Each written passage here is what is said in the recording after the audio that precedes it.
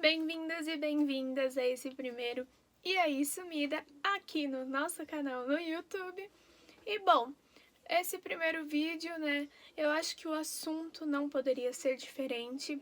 A gente está passando por um momento de pandemia, então nós vamos falar um pouco sobre o retorno do futebol, principalmente do futebol brasileiro. Queria falar para vocês que eu já estava com tudo montado para o primeiro vídeo, mas eu acabei decidindo trocar de assunto, assim, em cima da hora. Então, porque é necessário falar sobre isso e é necessário ter uma opinião sobre isso. Por isso, roda a vinheta! Bom, dia 15 de maio, completaram 2 meses, que a CBF definiu que todos os campeonatos brasileiros iriam estar pausados, tanto a parte masculina quanto o feminino. A partir desse momento, os campeonatos estaduais começaram a parar e até agora nenhum retornou. Mas essa semana nós vimos movimentações dos clubes testando novamente os seus jogadores e toda a sua comissão para um possível retorno do futebol brasileiro. Estão acontecendo várias reuniões das federações, reuniões da própria CBF. Os clubes estão conversando entre si. Muitos estão a favor do retorno do futebol brasileiro por conta de não ter mais como manter financeiramente o seu time. E muitos estão contra, pensando justamente no que o vírus poderia causar se os clubes voltassem. E a situação que a gente tem de um dos clubes que está batendo muito nessa tecla, que é o Flamengo, são 38 casos de coronavírus no time, em todo o elenco, são 3 jogadores, na verdade, e toda a comissão, contando tudo, são 38 casos. Gente, vamos pensar.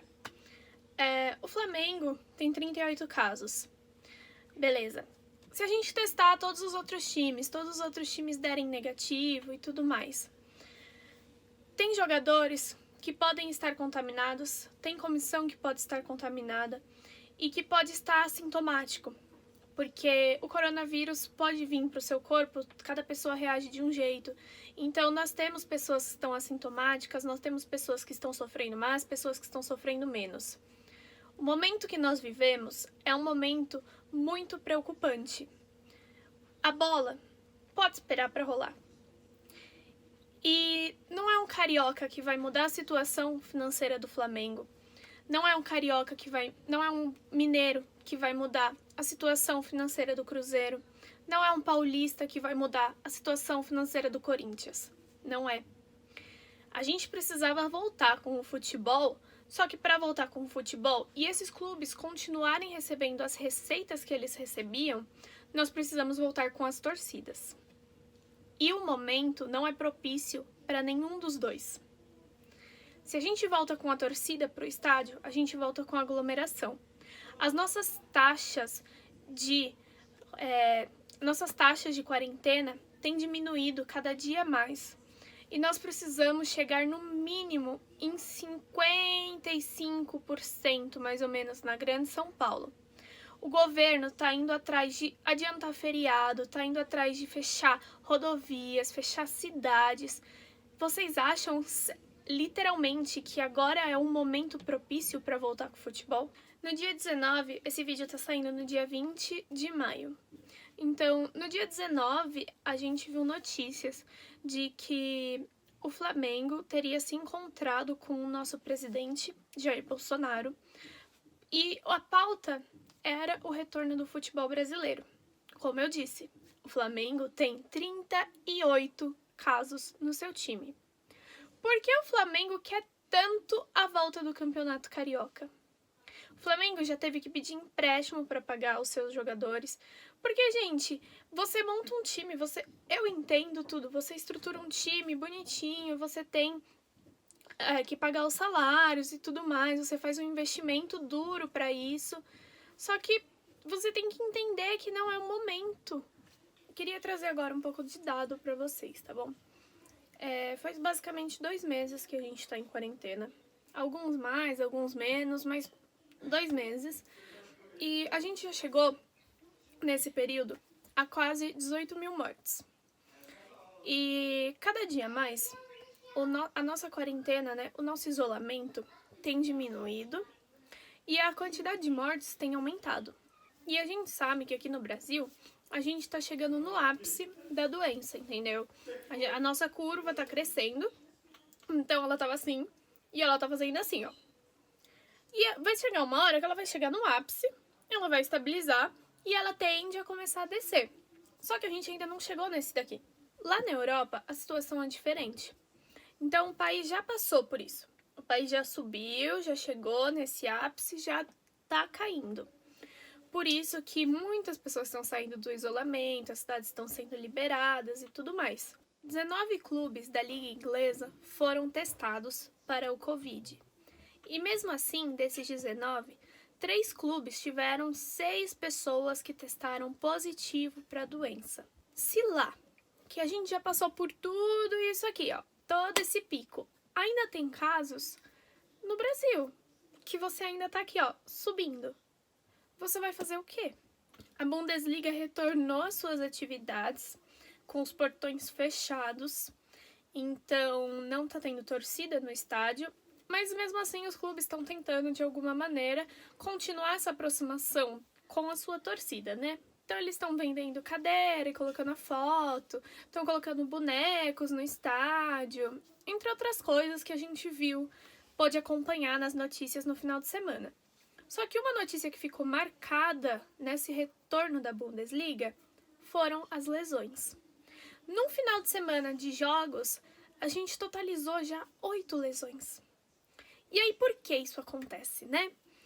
O atleta vinha jogando, bonitinho, treinando diariamente, se esforçando. Começou, vou usar exemplo agora aqui do Brasil, tá? Começaram os estaduais. Todos os atletas começaram, todo mundo sabe que o estadual é uma pré-temporada. Então o atleta vai se forçar ali, ele vai começar a voltar ao rendimento normal e vai melhorar para chegar num campeonato brasileiro, para chegar em outros campeonatos, melhor. A gente parou isso. Então o atleta tá treinando em casa.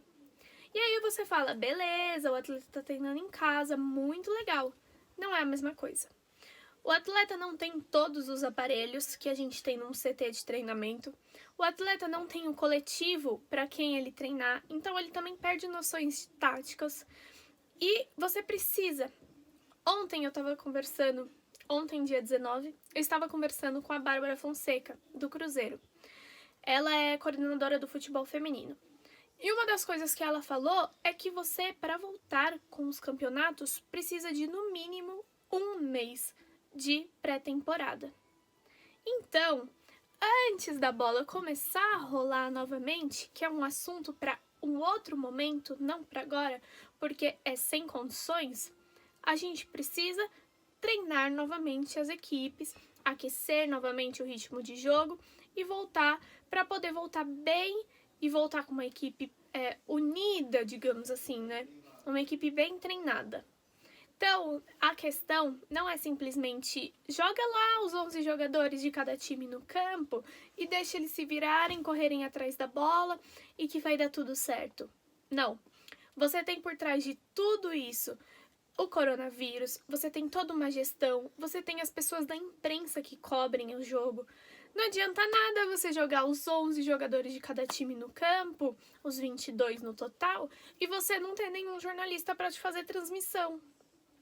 Como você vai assistir o futebol que você quer tanto que volte? A gente precisa se organizar primeiramente em relação à pandemia, para depois, futuramente, a gente pensar num possível retorno do futebol. Bom, gente, então é isso. Esse primeiro vídeo foi um conteúdo pesado, eu sei, um conteúdo muito expositivo, muito opinativo. Eu queria saber de vocês o que vocês acham, então, por favor, comentem aqui embaixo a opinião de vocês sobre esse assunto. Quem puder compartilhar com os amigos, curtir, se inscrever no canal, agradeço muito, que eu vou trazer vídeo para vocês todas as quarta-feiras, tá bom?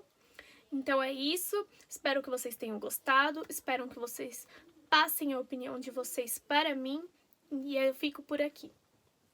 Um beijo!